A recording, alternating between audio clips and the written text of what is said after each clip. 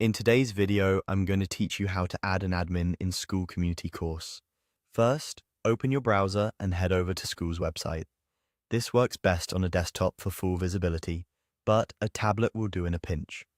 Make sure you're signed into the correct account that has permission to manage roles in your community.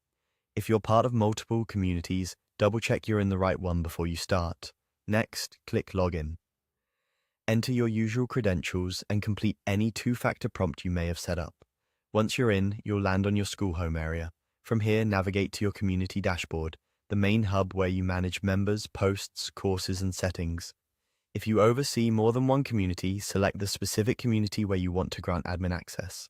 Inside your community, look for the Members section in the navigation. Click Members to open your full member list. This is where you can view roles, statuses, and other membership details for everyone in your space. It helps to verify the person's profile before you change anything, just to avoid promoting the wrong user if two people share a similar name. With the member list open, find the person you want to promote and open their membership details. Depending on your view, you'll see a label or a panel that shows their current role, such as member or moderator. Click on membership to reveal the role options and related settings for that individual. Right next to their current role, you'll see a small option to change it. Click Change.